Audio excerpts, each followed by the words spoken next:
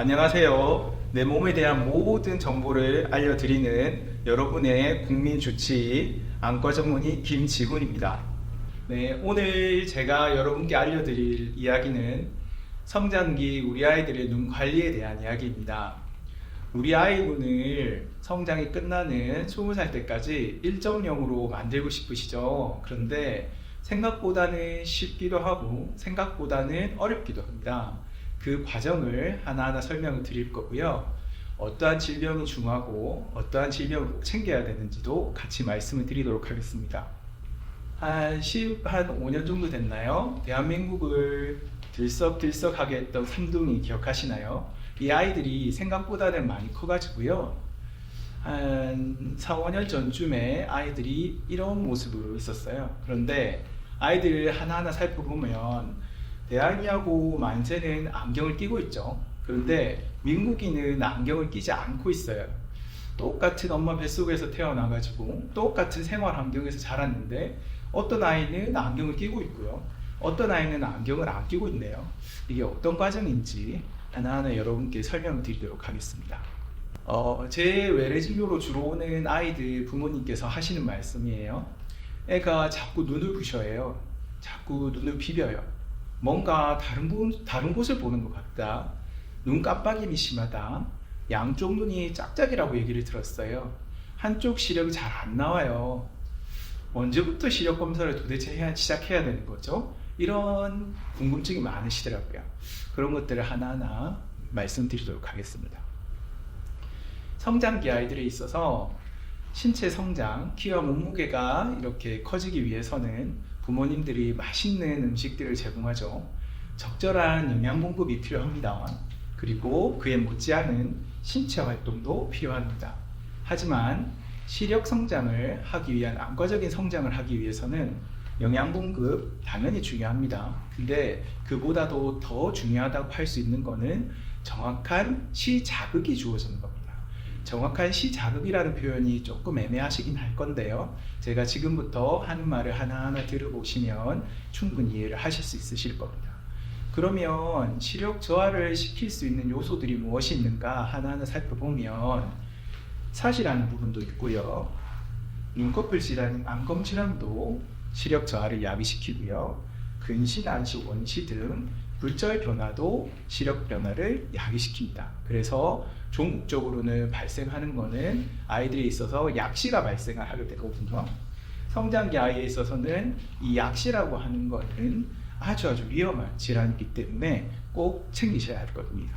사람은 태어나서부터 20살이 될 때까지 신체, 머리, 성이 다 성장을 하게 됩니다. 그런데 가장 흔한 신체 성장을 보면은 어렸을 때 바짝 자라게 되죠. 그리고 만만한 성장을 이루다가 청소년기가 되면 또 급격한 성장을 이루게 됩니다.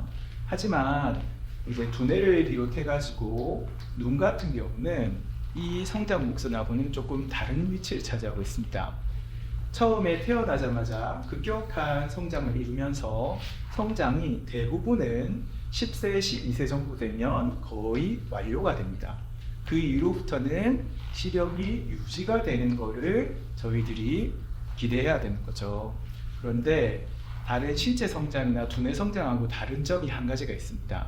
시력 성장 같은 경우는 시력이 발달을 하는 부분도 있지만 특정한 조건이 되면은 시력이 한 번씩 이렇게 꼬부라지는 시력 저하가 발생하기도 한다는 게 문제가 되는 겁니다. 시력 저하가 발생되면 실질적으로 환자의 눈이 더 성장을 하지 못하게 되는 거죠.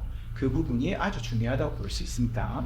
이 그래프는 안과에서 주로 사용하는 그래프인데요. 우리가 보통 1.0 시력, 1.0 시력 이러면 이제 시력이 완성됐다라고 표현을 하는데요. 태어나자마자 시력이 시작되어서 1.0까지 이루어지는 데는 불과 만 3살 정도, 우리나라 나이로 치면은 한 4세에서 5세 정도만 되면 거의 대부분의 시력이 완성된다고 알려져 있습니다. 이 아이들의 눈이 보이시나요? 눈이 어떻게 보이세요? 첫 번째 아이, 두 번째 아이, 세 번째 아이, 네 번째 아이. 눈이 모두 다 바로 보는 것 같아 보이시나요? 제가 보기에는 첫 번째 아이 같은 경우는 안쪽으로 두는다 뭔가 좀 모여있는 느낌이 드는데요. 두 번째 아이 같은 경우는 눈이 뭔가 오른쪽 눈이 안쪽으로 많이 모여있는 것처럼 보이죠. 세 번째 아이 같은 경우도 뭔가 오른쪽 눈이 안으로 모여있는 듯한 느낌이 들고요. 네 번째 아이 같은 경우는 바로 보는 것 같기도 하고요. 그런데 왼쪽 눈이 약간은 바깥으로 빠져 보이는 느낌이 드시죠. 첫 번째 아이랑 세 번째 아이랑 네 번째 아이 같은 경우는 8살 정도 된 아이고요. 두 번째 아이 같은 경우는 6개월밖에 안 된 아이입니다. 근데 각각 눈의 형태가 다 다른 걸 알 수가 있습니다. 이제 이 경우가 사시인데요. 사시라는 거를 정확히 설명을 드리면 일단은 두 눈의 시선이 물체를 똑바로 보고 있는 상태를 우리가 뭐라고 표현하냐면 정이라고 표현을 합니다. 한 눈으로 볼 때는 이상소견이 있고요.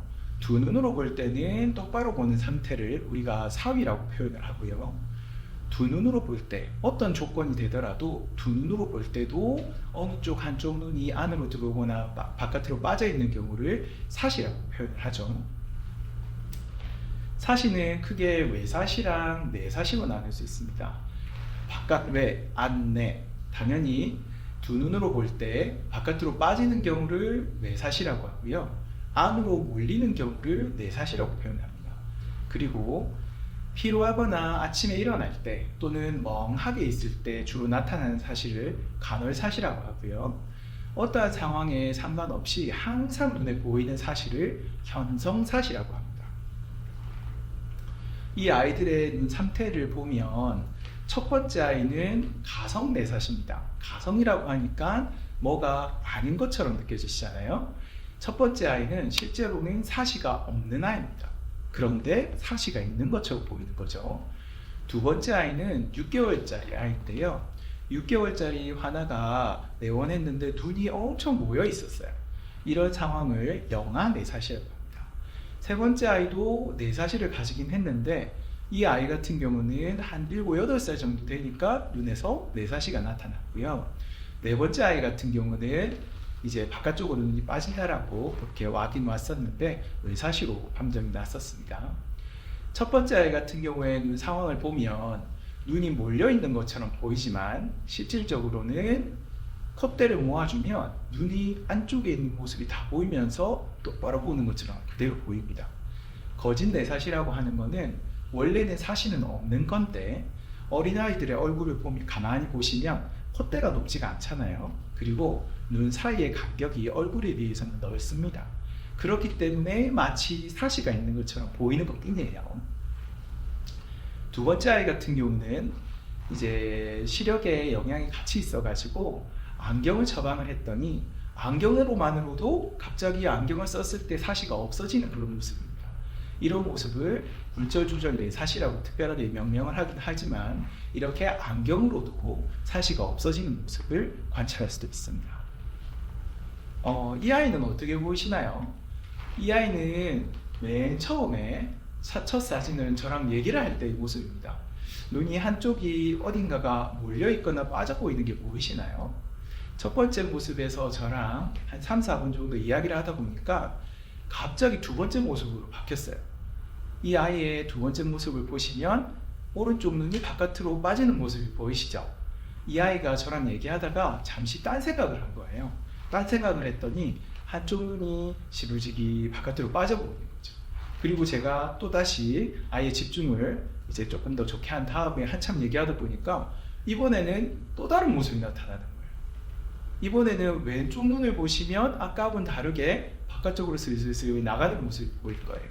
이 아이는 사람들이랑 얘기할 때는 어떨 때는 똑바로 보였다가 어떨 때는 바깥으로 나갔다가 또 집중을 하게 되면 또다시 안으로 보였다가 이렇게 되는 이제 간헐적인 외사시를 가지고 있는 아이입니다.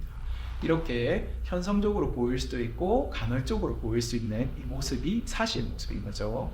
사시는 이렇게 다양한 모습을 가지고 있습니다. 그러면 사시는 어떻게 치료를 하느냐? 사시는 크게 수술적인 치료와 비수술적인 치료로 나뉘는데요. 가장 우선시되는 것은 수술적인 치료입니다.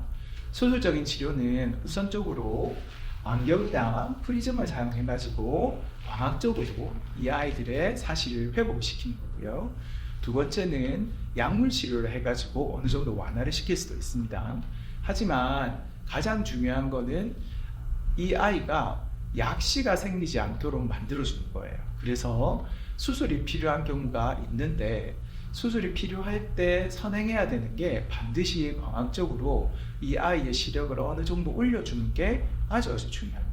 그래서 비수술적인 치료를 먼저 시행을 하고 수술적인 치료로 넘어가는 경우가 있고요. 이제 멀리 볼 때는 사시량이 작은데 가까이 볼 때 사시량이 되게 크다든지 아니면 그 반대의 상황인 경우도 있습니다. 그런 경우에는 눈을 모으는 운동이라든지 벌리는 훈련을 한다든지 이렇게 시각 교정을 할 수 있는 그런 훈련을 시키기도 합니다. 이렇게 함에도 불구하고 시력이 떨어진다든지 아니면 어느 한쪽 눈의 시력 발달을 하지 않는다든지 이런 경우에는 어쩔 수 없이 수술적인 치료를 시행하기도 합니다.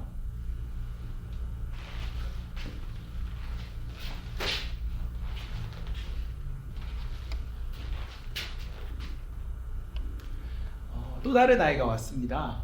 한 4살, 5살 정도 되는 아이였는데요. 엄마가 어느 순간부터 아이 눈이 자꾸 깜빡거리고 애가 눈을 심하게 비벼요 이러면서 왔어요. 그리고 감옥 가다가 눈물도 나는데 자꾸 눈물이 그렁그렁 맺혀 있는 것 같아요. 그리고 눈이 자꾸 빨개져요 이렇게 왔어요. 그런데 이 아이 눈을 가만히 보면 오른쪽 눈을 조금 제가 자세하게 사진을 찍은 거거든요. 여기 눈물이 그렁그렁 맺혀 있는 게 보이시나요? 그리고 여기 보면 눈썹이 뭔가 좀 계속 닳는 모습이 보이죠. 이 아이는 특징적으로 눈에 이제 눈썹이 눈 안을 자꾸 터치를 하는 그런 질병일 거예요. 이러한 질병을 우리가 뭐라고 하냐면 안검내반이라고 하고요. 특히나 어린아이에 잘 나타나는 것은 덧눈꺼풀 이렇게 표현을 합니다. 이 질병은 속눈썹이 안구에 자꾸 닿는 질병을 이야기하는데요. 아래 눈꺼풀에 있는 이 피부하고 지방, 근육 덩어리가 올라오는 거예요. 그래가지고 원래는 바깥으로 자라야 되는 눈썹이 안으로 돌기 때문에 눈썹을 자꾸 찌르는 질병인 거죠. 이런 아이들은 눈을 자꾸 비린다든지 눈을 깜빡인다든지 눈물을 흘린다든지 이러한 특징을 보이기도 합니다. 성장함에 따라서 주변에 살이 빠져요. 실제로는 이 살들이 없어져요. 그렇게 하면 돌아갔던 눈썹이 바깥으로 다시 돌기도 합니다. 그리고 콧대가 높아지면 자연스럽게 안쪽에 있는 눈썹이 바깥으로 돌기도 합니다. 그래서 수술이 필요 없는 경우도 되게 많습니다. 그런데 시력 저하를 많이 만든다든지 난실이 심하게 발생하는 심한 안검내반 같은 경우에는 수술적인 치료가 필요한 거죠. 저한테 가장 많이 오는 환자분들이 이렇게 오죠. 학교에서 시력 검사를 했는데 시력이 낮아서 병원에 가보래요. 양쪽에 시력 차이가 나서 안과에서 확인받아 오라고 그랬어요. 이렇게 엄마 아빠가 많이 모시고 오세요. 이런 아이들을 제가 진료를 보면요, 대부분은 근시랑 난시랑 원시를 가지고 있는 애들이 이런 특징을 보입니다. 근시라고 하는 거는 가까운 거는 잘 보이고 먼 거는 안 보이는 굴절 현상을 이야기하고요. 원시라고 하는 거는 먼 거는 어느 정도에서는 보이는데 가까운 것은 잘 안 보이는 굴절 현상을 얘기해요. 난시는 물체의 상이 뚜렷하게 맺히지 못하고 겹쳐 보이는 그러한 굴절 현상을 난시라고 표현을 합니다. 이제 다양한 원인이 있죠. 백인에 비해서 동아시아인에서 잘생기는 걸 보니까 부모가 근시가 많은 경우에 아이들이 근시가 잘 생기는 걸 보니까 분명 유전적인 요소가 있는 것 같고요. 그런데 요즘에는 이 유전적인 요소보다 환경적인 요인이 훨씬 큰 것 같습니다. 특히나 실외 활동이 적은 도시 생활을 하는 아이들 같은 경우, 근거리 작업이 많은 아이들 같은 경우에는 근시가 엄청 빨리 진행을 하고 많이 발생을 합니다. 그래서 요즘에 아이들의 놀이 기구나 학습 도구를 대부분 보면 다 근거리에 있잖아요. 그러다 보니까 아이들이 근시 발달하는 속도나 그 유병 자체가 많이 있는 것으로 알려져 있습니다. 근시보다 더 위험한 게 뭐냐면 고도근시라는 겁니다. 고도근시는 마이너스 6디옵터 이상의 안경 도수를 가지고 있는 많은 도수를 가지고 있는 근시를 보고 이야기하고요. 안쪽장의 길이가 26mm 이상, 이건 의학적인 그냥 하나의 수치니까 크게 기억하실 건 아닙니다. 26mm 이상 길어진 경우에는 고도근시라고 표현을 합니다. 그런데 이 근시 자체가 문제가 되는 게 있습니다. 눈의 길이가 길어지면 문제가 되는 점은 뭐냐면 시신경에 문제를 발생시킨다는 거예요. 그래서 망막출혈이라든지 이제 황반부 망막 밑에 신생혈관에 가지고 와서 출혈을 또 만든다든지 망막열공이 있어가지고 최종적으로 망막박리라는 큰 질병을 만든다든지 보통은 50대 이상에서 발생하는 비문증 증상이 호구일체 박리라고 하는 게 10대 후반, 20대만 돼도 생기기도 합니다. 이런 것들이 문제가 생기는 거죠. 눈 사진을 제가 한 개 보고 설명을 드릴게요. 원래는 정상적인 아이들의 눈 모습입니다. 이 부분은 뇌로 들어가는 시신경 부분이고요. 이제 전체적으로 약간 분홍색이라나 선홍색을 띠고 있는 이 부분들이 전부 다 망막 부분입니다. 혈관들도 보이고요. 가운데 보기에는 약간 까맣게 보이는 부분이 있죠. 이 부분을 우리가 황반부라고 하는데요. 눈에 있어서 제일 중요한 부분입니다. 전체적으로 보면 약간 건강해 보이죠. 일단은 건강해 보이는 이런 모습이 근시가 진행이 되면 어떻게 되냐면 눈에 아까 길이가 길어진다고 했잖아요. 그래서 시신경도 길이가 길어졌고, 그래서 동그란 모양의 시신경은 이제는 타원형이 되어버렸죠. 그리고 타원형 모양의 시신경 주변에 보면 뭔가 비어있는 구역들이 관찰되기 시작합니다. 이런 모습들이 관찰이 되는 걸 보면서 저희들이 이 아이는 눈 길이가 점점 길어지고 있구나 이렇게 표현을 하죠. 근데 이거보다 더 중요한 것은 뭐냐면 나이가 들면서 이렇게 변화가 된다는 거예요. 아까 있었던 그 주변에 뭔가 비어있는 구역이 지금 엄청 커졌다, 그죠? 그리고 아까 까맣게 보여야 되는 황반부가 색깔이 변화가 많이 됐습니다. 그리고 가운데 보면 뭔가 빨갛게 출혈도 생겼어요. 이런 것들이 생기면서 시력을 엄청 떨어뜨립니다. 또 다른 모습을 보면 주변에 망막이 이만큼 찢어져 있어요. 저한테 왔을 때는 다른 병원에서 1차적인 치료를 받았다고 했는데 레이저 치료를 엄청 강하게 받았어요. 그런데도 불구하고 이 망막 부분이 눈이 길어지면서 점점 당겨지는 장력이 심해지다 보니까 들고 일어나 버립니다. 그래서 망막박리라고 하는 큰 질병이 생겨버린 거예요. 이렇게 합병증을 만들 수가 있기 때문에 병적인 근시는 반드시 치료를 해야 되는 질병인 거죠. 요즘에는 안과 의사들이 이렇게 병적인 근시가 더 안 나빠지기 위해서 최선의 노력을 다 하고 있는데 그런 부분들을 하나 둘 설명을 지금부터 드리도록 하겠습니다. 근시는 치료에 있어서 가장 중요한 것은 뭐냐면 정상적으로 발달을 시켜줘야 되는 거예요. 그래서 시력 발달을 위한 6개월마다 병원에 내원하셔서 적절하게 안경 처방을 꼭 받아야 됩니다. 그런데 근시 진행이 너무 빠른 애들은 어떻게 하느냐? 어머니들이 제일 많이 들어봤던 치료법이라고 하면 드립렌즈일 거예요. 드립렌즈라고 하는 거는 각막 굴절 렌즈라고 해가지고 이런 형태로 저희가 치료를 하는데요. 밤새 눈에 렌즈를 끼웁니다. 그래서 밤새 각막 부분에 변형을 만들어가지고 그 다음 날에는 안경을 끼지 않더라도 어느 정도 시력을 만들어주는 그러한 작용도 있지만 더 중요한 거는 그러한 작용을 만들어낼 때 아이들의 근시 진행을 억제할 수 있는 효과가 같이 생긴다는 거예요. 두 번째는 드립렌즈 자체를 하지 못하는, 특히나 남자애들 같은 경우는 그 이물감 자체, 렌즈의 이물감을 참지를 못해요. 그러면 그 아이들을 위해서 어떻게 하느냐, 꾸준히 저희들이 연구를 했더니 아트로핀이라고 하는 특수한 그 점안제를 이용해 가지고 자기 전에 한번 점안을 해서 희석을 시켰더니 이 아이들의 근시가 억제되더라, 이런 게 발견되고 나서는 요즘에는 아트로핀 치료를 훨씬 많이 합니다. 그리고 최근에는 소프트 렌즈에서도 근시 억제하는 효과가 하는 것도 있고요. 안경을 통해서도 근시 억제를 효과가 있는 안경도 있습니다. 하지만 이 모든 것들이 근시를 억제하기 위한 하나의 목적을 향해서 달려가기 때문에 병원에 오셔가지고 안과 전문의를 보시고 어떠한 치료가 우리에게 적절한지를 같이 상의하신 다음에 시도를 하셔야겠죠. 그런데 제가 치료를 하다 보니까 이것보다 더 중요한 게 있습니다. 더 중요한 게 뭐냐면 근시 억제 치료를 받고 있는데도 불구하고 근시가 충분히 억제가 되는 아이들도 있는 반면에 그렇지 못한 아이들도 분명히 존재한다는 거예요.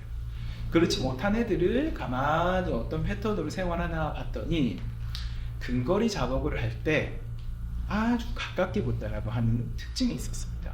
그래서 약물이나 렌즈 치료보다는 근거리 작업할 때 어떻게 생활하는지가 더 중요한 것 같아요. 어떻게 생활하는지는 이미 부모님들이 학창 시절에 배우셨어요. 30cm 간격을 두고 책을 보자. TV는 적어도 4-5m 이상 충분한 거리를 띄어서 보자. 뭔가를 볼 때는 작은 스마트폰으로 뭔가를 보는 것보다 TV처럼 큰 화면을 통해서 충분한 거리를 띄어서 보자. 이런 것들이 아주 중요하다고 볼 수 있습니다. 이 화면을 보시면 어떻게 보시나요? 똑같이 안경을 통해서 무언가를 보고 있죠.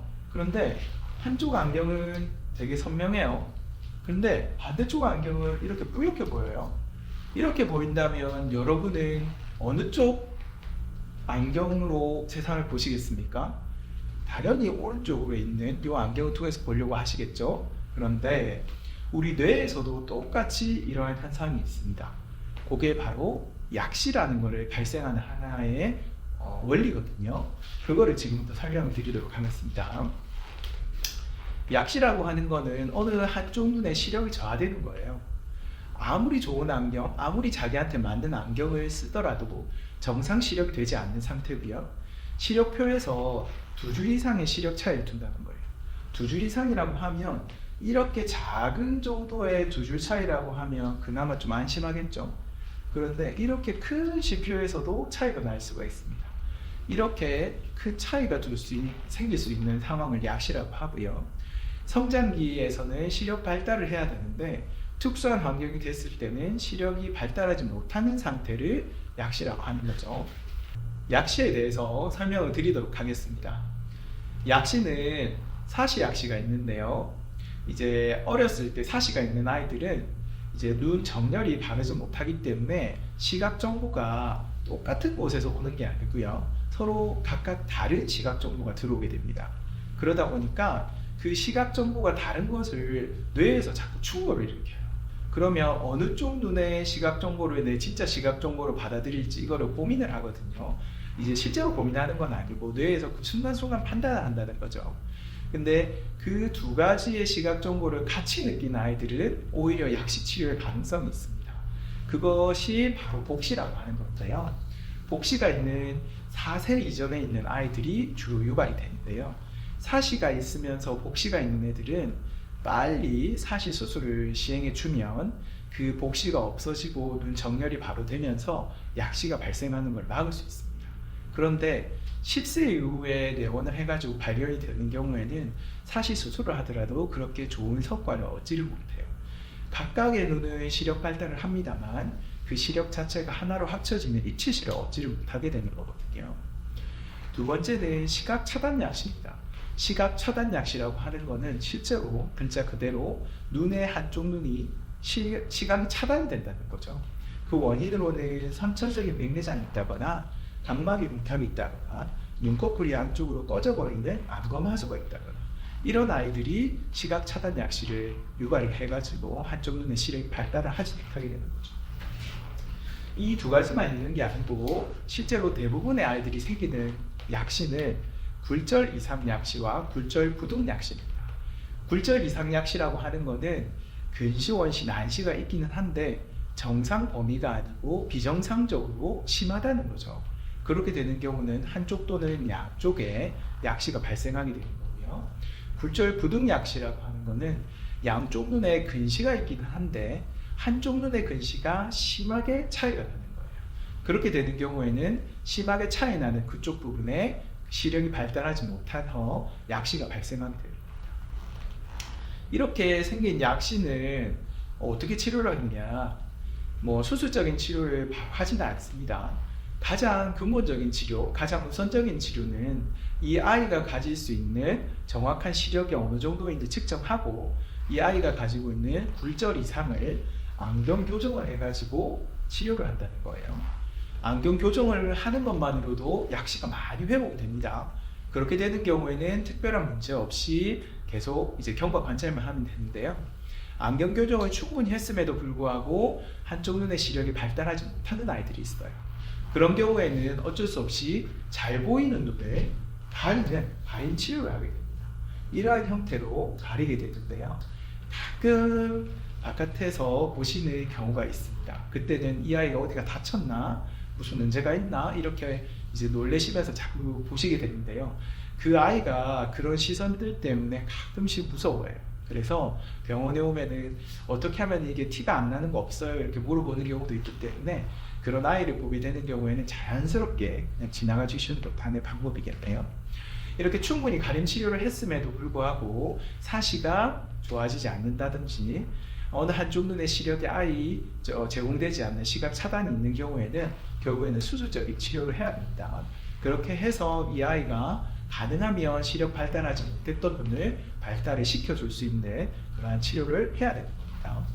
약시는 성장기에 가장 무서운 질병입니다. 한데 조기에 발견되면 완치의 가능성도 되게 높은 질병이에요. 조기라고 하는 거는 아까 말씀드린 것처럼 시력이 급격하게 발달하는 그 시기, 대부분은 6세 이전이거든요. 근데 6세 이전 애들이 병원에 오면 어때요? 다들 엄청 뛰어다니면서 말썽쟁이잖아요. 그러다 보니까 포기하고 안 오시는 분이 있는데 다행스럽게 약시나 이런 게 없으면 다행이지만 그렇지 못한 경우가 있어서 가능하면 아이가 협조가 조금이 된다 싶으면 병원 오셔서 꼭 시력은 재보셔야 됩니다. 그래서 3, 4세 이전에 시력 검사를 통해 가지고 꼭 확인을 하는 것을 권장드리고 있습니다. 부모님들이 이렇게 질문을 많이 하세요. 이제 우리 아이에게 어떤 음식을 먹이면 눈의 시력 발달이 잘할 수 있어요? 그런 거 없어요. 어머니 아버지가 해주시는 것처럼 맛있는 음식 충분히 제공해 주시면 그걸로 좋습니다. 하지만 비타민이 풍부한 아몬드나 시금치, 오렌지, 귤, 우유, 계란 이런 것들, 루테인이나 지아단틴이 풍부한 시금치나 상추, 브로콜리, 당근, 토마토 이런 것들을 이용해 가지고 맛있는 음식을 제공해 준다면 조금 더 눈에는 좋은 영향을 미칩니다. 어머니들이 하도 물어보셔가지고 제가 한작으로 정리해 봤습니다. 그러면 우리 아이가 어떤 증상을 보였을 때 안과에 바로 가야 될까? 일단은 한두 살이 지나고 이제 만으로 한두 살이니까 우리나라 나이로 한 3살, 4살 가까이 되겠네요. 이 정도 된 아이에 있어서는 협조만 된다면 6개월마다 정기검진을 꼭 해야 됩니다. 그런데 이 나이가 되지 않더라도 아이가 밝은 빛을 유난히 싫어해서 자꾸 눈을 심하게 감는다든지 검은 눈동자가 유난히 크다든지 검은 동자 가운데 하얀 게 보인다든지 양쪽 눈에 시력 차이가 많이 나 보인다든지 아니면 고개를 기울이거나 들려고 한다는 이러한 현상이 보인다라고 하면 병원에 오셔서 꼭 검진을 받아보시는 게 필요할 것으로 생각됩니다. 제가 오늘 말씀드릴 부분은 여기까지고요. 우리 전신이 천량이라고 하면 안구가 900량이라고 하잖아요.